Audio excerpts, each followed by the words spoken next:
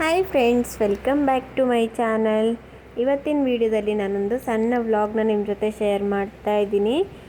Vlog ಏನು ಪ್ರಾಪರಾಗಿ shoot ಮಾಡಲಿಲ್ಲ, ನಾನು ಸಣ್ಣ ಸಣ್ಣ ಕ್ಲಿಪ್ಗಳನ್ನ ಶೂಟ್ ಮಾಡ್ಕೊಂಡಿದ್ದೆ, ಅದು ನಿಮ್ಮ ಜೊತೆ ಶೇರ್ ಮಾಡ್ತಾ ಇದ್ದೀನಿ. ನೋಡಿ, ಕೃಷ್ಣ ಜನ್ಮಾಷ್ಟಮಿ ಅಂದು ಆರ್ವಿಗೆ ಫೋಟೋ ಶೂಟ್ ಮಾಡಿದ್ದೆ ನಾನು, ಈ ರೀತಿ ಡ್ರೆಸ್ ಎಲ್ಲ ಹಾಕಿ. ಅದ್ರ ವಿಡಿಯೋನ ನಿಮ್ಮ ಜೊತೆ ಶೇರ್ ಮಾಡ್ತಾ ಇದ್ದೀನಿ. ಅಂದರೆ ನಾನು ಫೋಟೋ ತೆಗೆಯುವಾಗ ಯಾವ ರೀತಿ ಅವಳನ್ನ ರೆಡಿ ಮಾಡಿದ್ದೆ ಅಂತ ನೋಡಿ. ಆರ್ವಿಗೆ ಒಂದು ಡ್ರೆಸ್ಸಲ್ಲಿ ಫೋಟೋ ಎಲ್ಲ ತೆಗ್ದಾಯಿತು. ಈಗ ಇನ್ನೊಂದು ಡ್ರೆಸ್ ಚೇಂಜ್ ಮಾಡಿ ಈ ಡ್ರೆಸ್ಸಲ್ಲಿ ಫೋಟೋ ತೆಗಿಬೇಕು ಅಂದ್ಕೊಳ್ಳುವಾಗ ಅವಳು ಪೋಸೇ ಕೊಡ್ತಾ ಇರಲಿಲ್ಲ. ಅವಳು ಅಷ್ಟಿಗೆ ಆಟ ಆಡ್ತಾಯಿದ್ದು. ಪ್ರತಿ ಸತಿ ಕೂಡ ಫೋಟೋ ತೆಗೆಯುವಾಗ ಚೆನ್ನಾಗಿ ಆ್ಯಕ್ಟಿವ್ ಆಗಿರ್ತಾಳೆ. ಈ ಸತಿ ಮಾತ್ರ ತುಂಬಾ ಆ್ಯಕ್ಟಿವ್ ಆಗೇನೂ ಇರಲಿಲ್ಲ. ಅವಳು ತುಂಬ ನಿದ್ದೆ ಮೂಡಲ್ಲಿದ್ದು. ಬೆಳಿಗ್ಗೆ ಬೇಗ ಏಳಿಸಿದ್ದೆ ನಾನು ಅವಳಿಗೆ ದೇವಸ್ಥಾನಕ್ಕೆಲ್ಲ ಕರ್ಕೊಂಡು ಹೋಗೋದಕ್ಕೆ. ಕೃಷ್ಣ ಜನ್ಮಾಷ್ಟಮಿ ಅಲ್ವಾ, ಹಾಗಾಗಿ ಇವತ್ತಿನ ದಿನ ಇಡೀ ಕೂಡ ಅವಳು ಮೂಡ್ ಆಫ್ ಇತ್ತು. ಬೇಗ ಏಳಿಸಿದ ಕಾರಣ ಅನಿಸುತ್ತೆ. ಅವಳಾಗಿದ್ದರೆ ತುಂಬ ಚೆನ್ನಾಗಿ ಆ್ಯಕ್ಟಿವ್ ಆಗಿರ್ತಾಳೆ. ನಾವು ಹೇಳ್ಸಿದ್ರೆ ಮಾತ್ರ ಸ್ವಲ್ಪ ಕಿರಿಕಿರಿ ಆಗುತ್ತೆ ಅವಳಿಗೆ. ಫಸ್ಟ್ ಲುಕ್ ನಾನು ಕೇರಳ ಸ್ಟೈಲಲ್ಲಿ ಮಾಡಿದ್ದೆ, ಸೆಕೆಂಡ್ ಲುಕ್ ನಮ್ಮ ಕರ್ನಾಟಕ ಸ್ಟೈಲಲ್ಲಿ ಮಾಡಿದ್ದೆ. ಇದಕ್ಕೆ ತಲೆಗೆ ದುಪ್ಪಟ್ಟೆಲ್ಲ ಹಾಕೋದಕ್ಕೆ ಅವಳಿಗಿನ್ನೂ ಕೂದಲೆಷ್ಟು ಬಂದಿಲ್ಲ ಅಲ್ವಾ, ಹಾಗಾಗಿ ಹಾಕಲಿಲ್ಲ. ಇವಳ ಮಾಲೆ ಹಾಗೆ ಬಳೆ ನಾನು ಮನೆಯಲ್ಲೇ ಮಾಡಿರೋದು, ಮತ್ತು ಸೊಂಟಕ್ಕೆ ಹಾಕಿರುವ ಡಾಬು ಕೂಡ ಮನೆಯಲ್ಲೇ ಮಾಡಿರೋದು. ನನ್ನ ಹತ್ರ ಇರುವ ಐಟಮ್ಸ್ನಿಂದ ಈ ರೀತಿ ಮಾಡಿದ್ದೆ ನಾನು, ಈ ಡ್ರೆಸ್ಗೆ ಮ್ಯಾಚ್ ಆಗೋ ರೀತಿ. ನೆಕ್ಸ್ಟ್ ವರ್ಷಕ್ಕೆ ತಲೆಗೆ ದುಪ್ಪಟ್ಟ ಹಾಕೋದಕ್ಕೆಲ್ಲ ಆಗ್ಬೋದು, ಕೂದಲಿರುತ್ತಲ್ವ. ಈ ಸತಿ ನಾವು ಅವಳಿಗೆ ಕೂದಲು ತೆಗೆಸಿರೋ ಕಾರಣಕ್ಕೆ ದುಪ್ಪಟ್ಟ ಹಾಕೋದಕ್ಕೇನೂ ಆಗೋದಿಲ್ಲ. ಕಳೆದ ಸತಿ ನಾನು ಕೃಷ್ಣನ ವೇಷ ಹಾಕಿದ್ದೆ, ಈ ವರ್ಷ ನಾನು ರಾಧೆ ವೇಷ ಹಾಕಿದ್ದೀನಿ. ಹಸ್ಬೆಂಡ್ಗೆ ತುಂಬಾ ಆಸೆ ಇತ್ತು, ಹೇಳ್ತಾಯಿದ್ರು ರಾಧೆ ವೇಷ ಹಾಕ್ಬೇಕು ಈ ವರ್ಷ ಅಂತ, ಹಾಗಾಗಿ ಈ ವರ್ಷ ರಾಧೆ ವೇಷ. ಇದನ್ನು ನಾನು ನೆಕ್ಸ್ಟ್ ಡೇ ಶೂಟ್ ಮಾಡ್ತಾ ಇದ್ದೀನಿ. ನಮಗೆ ಪರಿಚಯ ಇರೋ ಒಬ್ಬರು ಮನೆಗೆ ಹೋಗಿದ್ವಿ. ಅವ್ರ ಮನೆ ಹತ್ರ ನೋಡಿ ಬೋಟಿಂಗ್ ಎಲ್ಲ ಇತ್ತು, ಅಲ್ಲಿ ಕರ್ಕೊಂಡು ಹೋಗಿದ್ರು ನಮ್ಮನ್ನು. ಸಾರಿ ಫ್ರೆಂಡ್ಸ್, ನನ್ನ ಮಗಳು ವಿಡಿಯೋ ಎಡಿಟ್ ಮಾಡೋದಕ್ಕೆ ಬಿಡ್ತಾ ಇಲ್ಲ, ತಳ್ತಾ ಇದ್ದಾಳೆ. ಅವಳಿಗೆ ಹಾಗೆ ಅವಳ ಜೊತೆನೇ ಮಾತಾಡಬೇಕು ಅಂತ ವಿಡಿಯೋ ಎಡಿಟ್ ಮಾಡುವಾಗ ನಾನು ಫೋನಲ್ಲಿ ಮಾತಾಡ್ತಾ ಇದ್ದೀನಿ ಅಂದ್ಕೊಳ್ತಾ ಇದ್ದಾಳೆ ಅವಳು.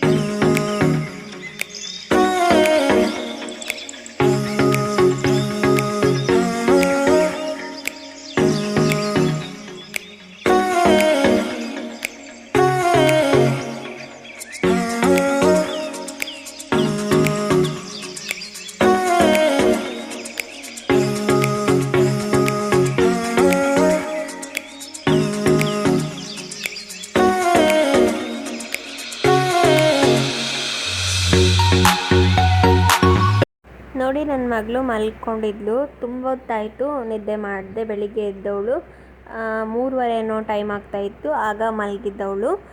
ಒಂದು 20 ನಿಮಿಷ ಏನೋ ಮಲಗಿದ್ಲು. ಅರ್ಧ ಗಂಟೆ ಬೋಟಿಂಗ್ ಇತ್ತು ನಮ್ಮದು. ಒಂದು 10 ನಿಮಿಷ ಬಾಕಿ ಇರುವಾಗ ಎದ್ದಿದ್ದವಳು. ಅವಳು ಫೋಟೋಸು ವೀಡಿಯೋಸ್ ಏನು ತೆಗಿಯೋದಕ್ಕಾಗಿರಲಿಲ್ಲ ಮಲಗಿದ್ದ ಕಾರಣ. ಎದ್ದ ನಂತರ ನಾನು ಸ್ವಲ್ಪ ಎಲ್ಲ ವಿಡಿಯೋ ಶೂಟ್ ಮಾಡಿದೆ, ಹಾಗೆ ಫೋಟೋಸ್ ಕೂಡ ತೆಕ್ಕೊಂಡೆ. ಎದ್ದ ತಕ್ಷಣ ಅಳ್ತಾಳೆ ಅಂತ ಅಂದ್ಕೊಂಡೆ ನಾನು. ಇದರಲ್ಲಿ ಈ ರೀತಿ ಯಾವತ್ತೂ ನೋಡಲಿಲ್ಲ ಅಲ್ಲ ಅವಳು. ಅಳ್ಬೋದು ಅಂದ್ಕೊಂಡೆ, ಬಟ್ ಅಳಲಿಲ್ಲ ಅವಳು. ತುಂಬ ಚೆನ್ನಾಗಿ ಎಂಜಾಯ್ ಮಾಡ್ತಾಯಿದ್ಲು. ಅವಳಿಗೆ ಮ್ಯೂಸಿಕ್ ಅಂದರೆಲ್ಲ ತುಂಬ ಇಷ್ಟ. ಚೆನ್ನಾಗಿ ಡ್ಯಾನ್ಸ್ ಎಲ್ಲ ಮಾಡ್ತಾಳೆ ಅವಳು, ಹಾಗಾಗಿ ಇಷ್ಟ ಆಯಿತು ಅನಿಸುತ್ತೆ.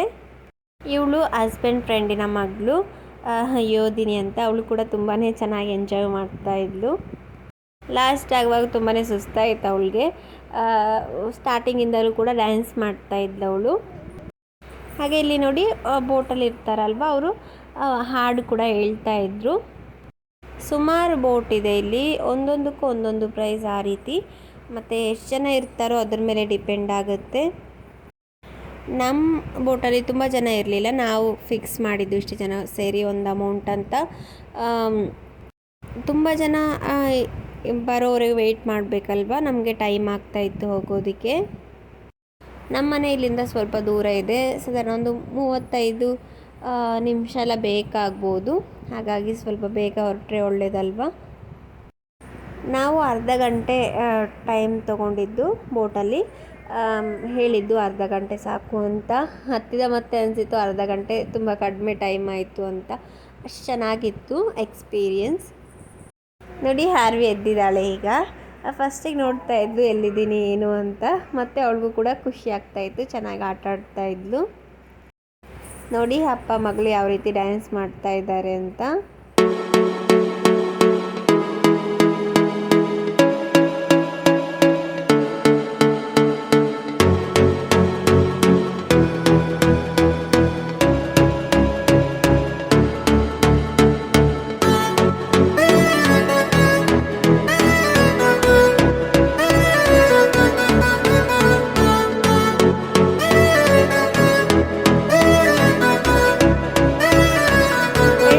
ದಿನದಿಂದ ವಿಡಿಯೋ ಏನೂ ಅಪ್ಲೋಡ್ ಮಾಡಿರಲಿಲ್ಲ. ನನಗೆ ಎಡಿಟ್ ಮಾಡೋದಕ್ಕೆಲ್ಲ ಟೈಮ್ ಸಿಗ್ತಾ ಇಲ್ಲ, ಹಾಗೆ ವಿಡಿಯೋ ಮಾಡೋದು ಕೂಡ ಟೈಮ್ ಸಿಗ್ತಾ ಇಲ್ಲ. ಆರ್ವಿ ಅಷ್ಟು ಬಿಡೋದಿಲ್ಲ ನನಗೆ. ಅವಳು ಹಗಲೆಲ್ಲ ಮಲಗೋದು ತುಂಬಾ ಕಡಿಮೆ, ಒಂದು ಹಾಫ್ ಆನ್ ಅವರ್ ಎಲ್ಲ ಮಲಗ್ಬೋದು ಅಷ್ಟೇ. ಹಾಗೆ ನಾವು ಜಾಸ್ತಿ ಅವಳ ಜೊತೆ ಆಟ ಆಡ್ಕೊಂಡು ಇರಬೇಕಾಗುತ್ತೆ. ನಮ್ಮ ಕೆಲಸದಲ್ಲಿ ಏನಾದರೂ ನಾವು ಬ್ಯುಸಿ ಇದ್ದರೆ ಹಠ ಮಾಡ್ತಾಳೆ, ಅಳ್ತಾಳೆ. ಹಾಗಾಗಿ ಹೆಚ್ಚಿಗೆ ಅವಳ ಜೊತೆ ಟೈಮ್ ಸ್ಪೆಂಡ್ ಮಾಡಬೇಕಾಗತ್ತೆ. ಸ್ವಲ್ಪ ದೊಡ್ಡವಳಾದ ನಂತರ ಬಿಡ್ಬೋದು ನಮಗೆ ನಮ್ಮ ಕೆಲಸ ಮಾಡ್ಕೊಳ್ಳೋದಕ್ಕೆ. ಹಾಗಾಗಿ ಅಲ್ಲಿವರೆಗೆ ಸ್ವಲ್ಪ ವೀಡಿಯೋಸ್ ಕಡಿಮೆನೇ ಬರುತ್ತೆ ನನ್ನ ಚಾನಲಲ್ಲಿ.